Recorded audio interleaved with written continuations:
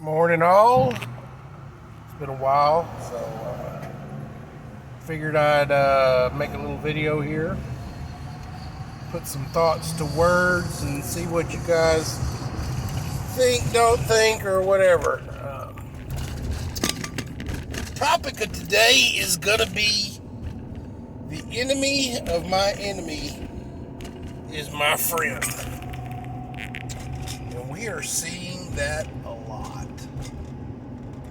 Well, we saw in Antifa using the BLM movement. Okay, so we had the BLM movement. They jumped in there. Oh, George Floyd, George Floyd, George Floyd. Well, Antifa saw, hey, this is kind of good here. Let's go ahead and just join this here and kick it up a notch, boom, there you go. Next, we're seeing gay pride and LGBTQ apostrophe S :/-3 joining the group. And because basically they have a common want, a common need, a common desire to change the face of America. Black Lives Matter ultimately wants a black state, is what I'm getting.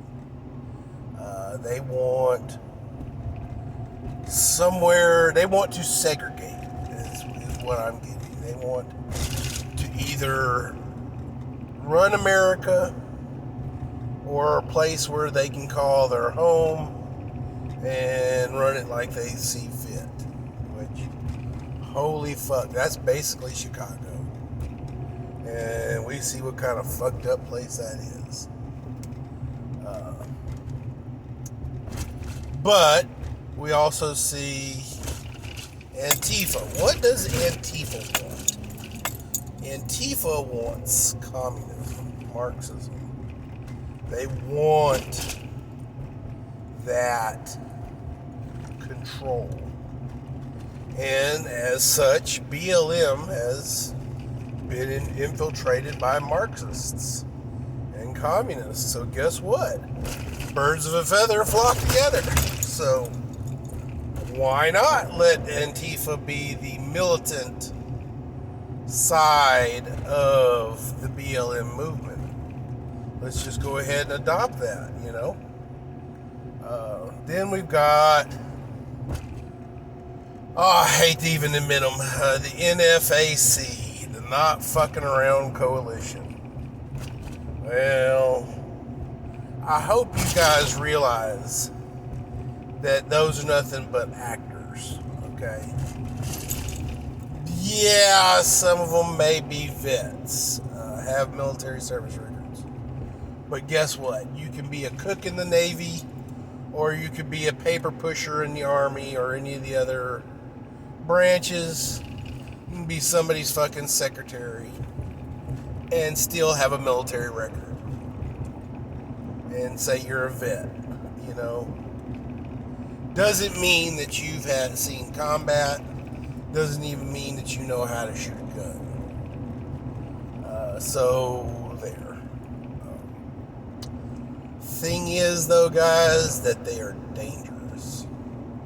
As actors, they don't have to be,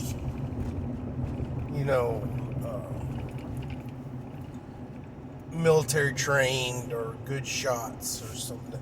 They're pawns.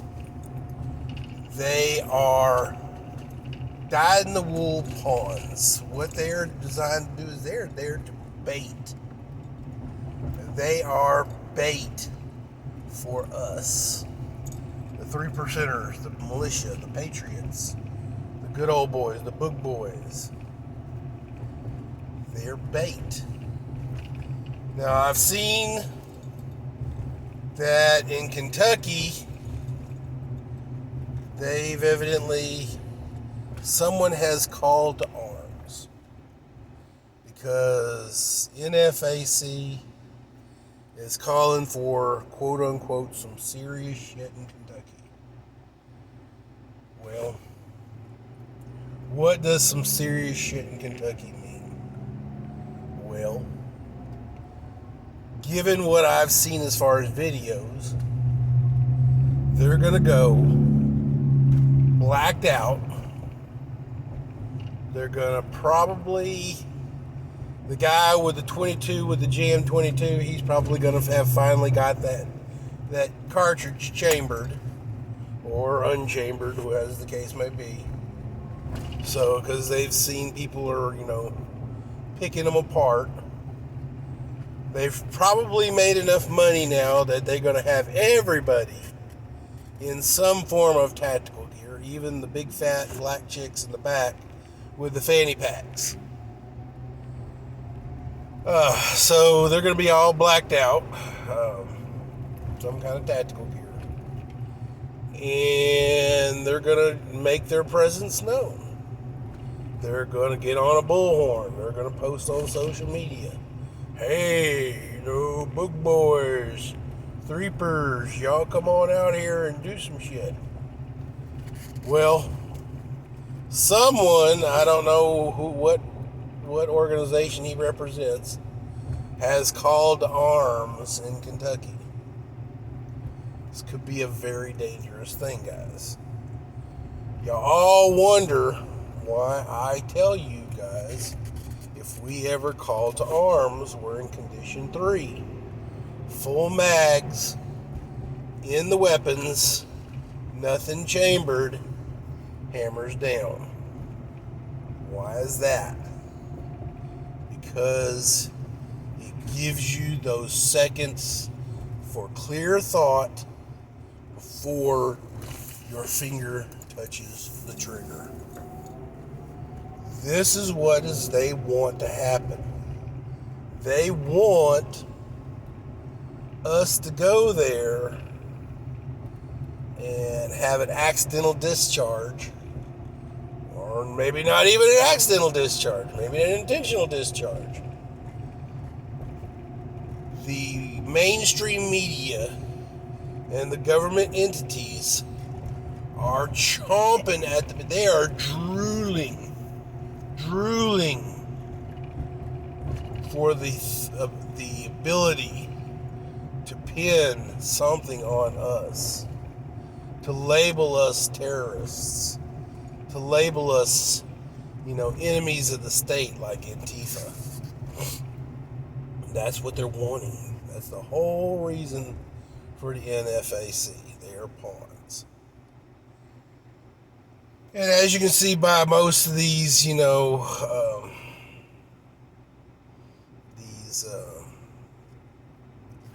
actors that have been put out there, they have no qualms about getting hurt, no qualms about getting arrested, stuff like that. This is just a larger group of them. Well, we've got Antifa, we've got Black Lives Matters. Hell, we've got Antifa's mom and dads. Oh, don't hurt my babies. So, there you go. Got the powers that be now. We've also got the hidden problem in this is we've got Islam in America. Well, to my knowledge, Islam has fairly much not even been touched by this COVID thing. I don't see, smell, taste, or hear anything about police officers chaining gates at mosques, throwing, spike strips down at the entrance to parking lots, and turning parishioners away at mosques. I might be wrong, but I'm not seeing, smelling, tasting, or hearing, because if that was happening, that'd be primetime news, totalitarian, ooh, bad boys stuff, shit like that. So, guys, if it was just BLM and it was just Antifa and BLM and Antifa's mom and dad and BLM and the snowflake, let's throw all the snowflakes in this. This would be a very easy, very one-sided battle. What we need to be aware of and we need to watch is Islam loves useful idiots. And guess what? We got 2.5 nice piles of useful idiots. We've got Black Lives Matter. We've got Antifa. And we've got Antifa's mom and dad. So, what's going to happen? Well,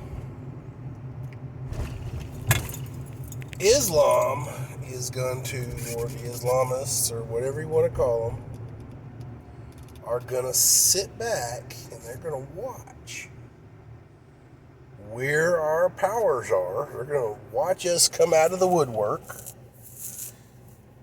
test our mettle, waste our ammunition on these dumbasses, on our own people. And then they're going to come out of the woodwork and they're going to try to clean house. Now, I know Texas has a few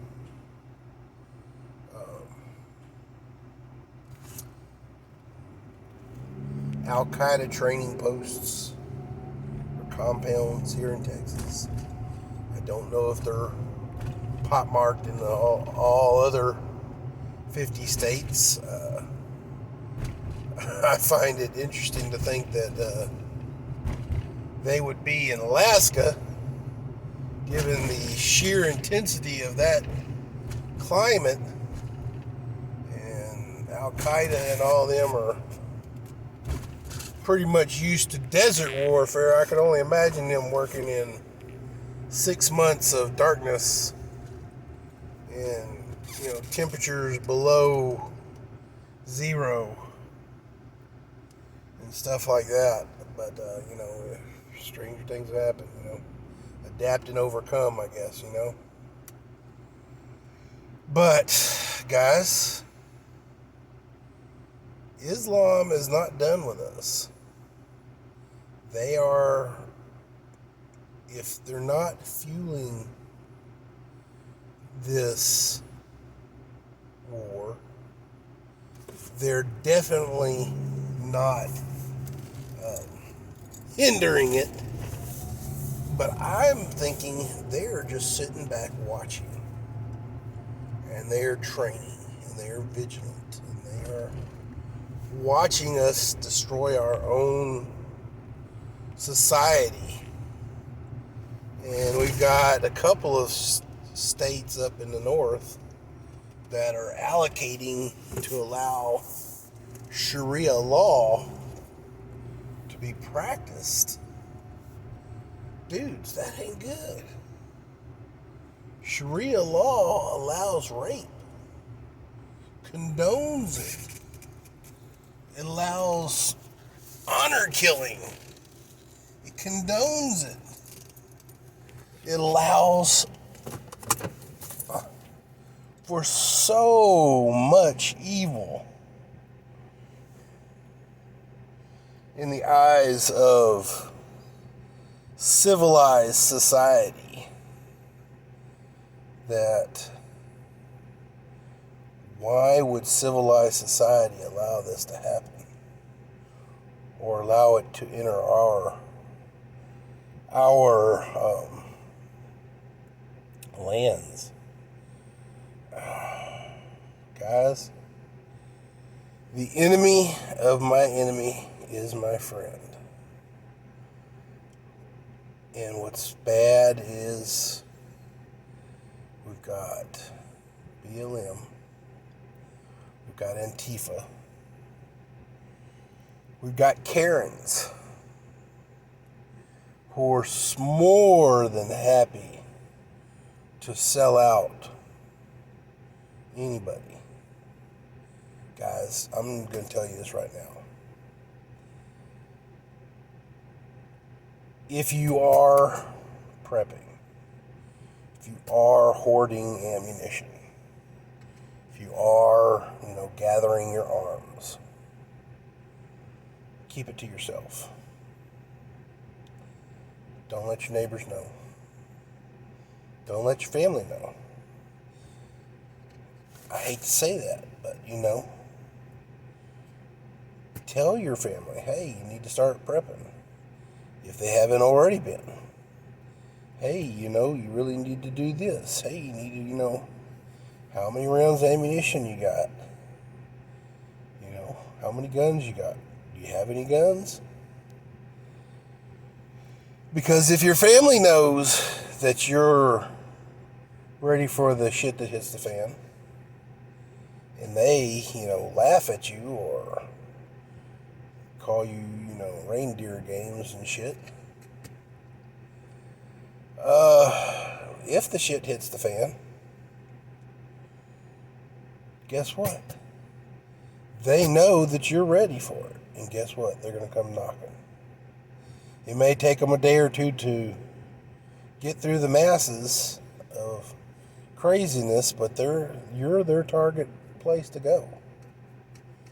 And then all of a sudden, whatever preps you got, you either share it with them or send them away.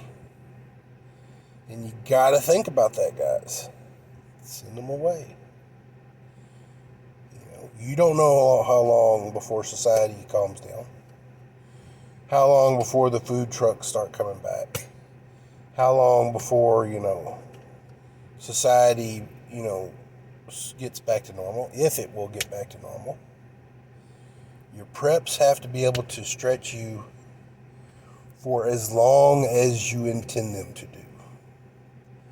If you are prepping for 6 months, you need those preps to be good for 6 months, because that's what you've planned for. Now, if you make it through 6 months and your preps are insufficient, then it's all on you.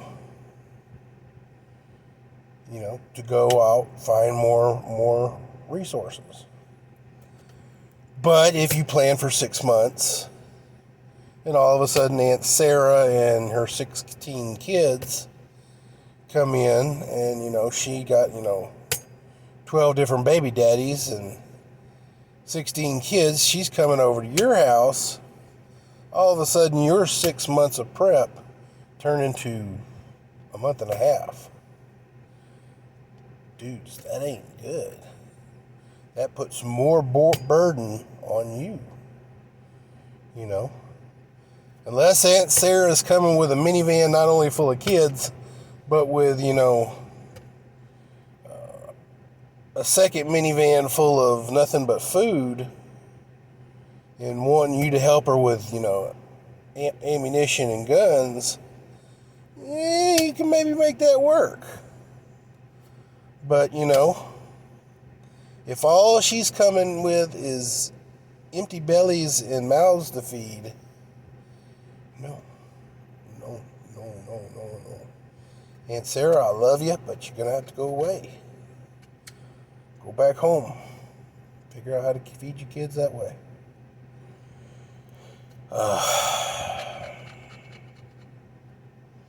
Karen Scott.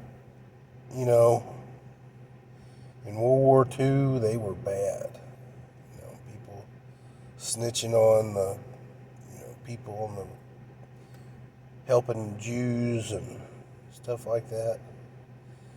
Now they're just busybodies. Guys, this is not going to be a pretty situation. Friends are going to turn on to friends. And it's going to be bad. And I don't have an answer. Just be the answer to your family's situation. You know, if the enemy comes knocking on my door, I'm ready. But that's all I know. The answer to society's problems, I ain't got it. Other than, election day in November. If we even make it to November, guys. That's a big if.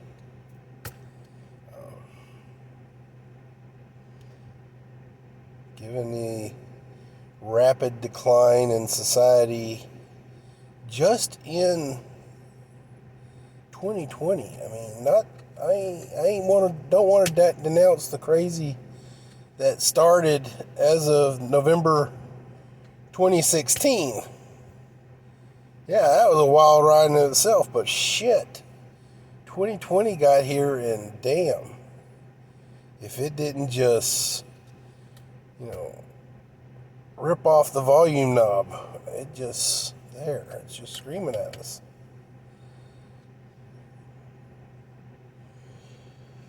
Alright guys, well, I'm about 22 minutes into this, and I blathered on for so long.